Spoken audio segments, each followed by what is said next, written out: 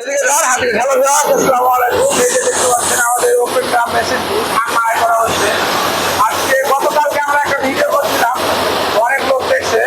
তো আজকে আমরা সেই গাড়িটি আবারও আরেক জায়গায় ধান মাড়াই করা হচ্ছে। তো আপনাদেরকে সরাসরি নিয়ে আসলাম মাঠে। আমাদের যে কৃষক ভাই ধান মাড়াই করা হচ্ছে। চাচা আসসালামু আলাইকুম। ওয়ালাইকুম সালাম। চাচা ভালো আছেন? আলহামদুলিল্লাহ। আপনার বাসা কোথায় একটু দর্শকের উদ্দেশ্যে বলেন। আমার বাসায় তো 14 মাথা বলে, চাপড়া 14 মাথা। চাপাই চাপাই বিক্রি। চাপাই যাত্রা বললে তো চিনবে না। চাপাই চাপাই। তুমি হচ্ছেন চাপাই লোক। আপনি কি আগে মেশিন দেখছেন? না আমি জীবনে দেখি। জীবনে দেখেন না? না। এটা ফার্স্ট টাইম। জি। তো আপনি তো এই মেশিনটিতে ধান মাড়াই করছেন, আপনার কি মনে হচ্ছে? আমার খুবই চয়েস, এর থেকে ভালো কিছু পাইনি আমি। তাই আপনাদের কি মানে আপনাদের সুবিধা কি কি হচ্ছে? সুবিধা মানে প্রচুর সুবিধা। আপনার ধান আর উড়াইতে হয় না, দোহরা দিতে হয় না, একসাথে হয়ে গেছে। বস্তা হয়ে গেছে। আপনাদের খাটনিটা কম হচ্ছে। তাই জি। তো এই যে দেখতে পাচ্ছেন আমাদের ধান মাড়াই করছে।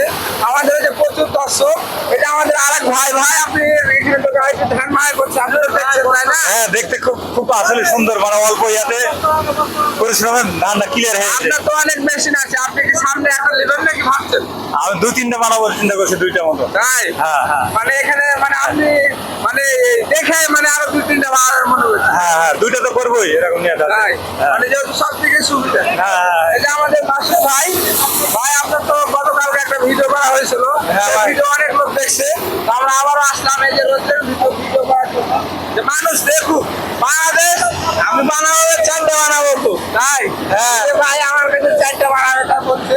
তো শুধু মানুষের সুবিধা, কারণ সময় শ্রম দুটাই বাড়ছে, এই কারণে মেশিনগুলোর চাহিদা। এই যে দেখতে পাচ্ছেন ধানগুলো বস্তা হয়ে যাচ্ছে, যে একদম ঝকঝকা ধান, ধানে কোনো কিছু নাই। যে দেখতে পাচ্ছেন। তো এরকম কারো গাড়ি যদি লাগে তো আমাদের এখানে আসবেন। আমাদের ঠিকানা রাজশাহী জেলা গোদাগাড়ি থানা। আমাদের স্ক্রিনে দেওয়া নাম্বারে যোগাযোগ করবেন। তো সবাই সুস্থ থাকবেন, ভালো থাকবেন। আসসালামু আলাইকুম।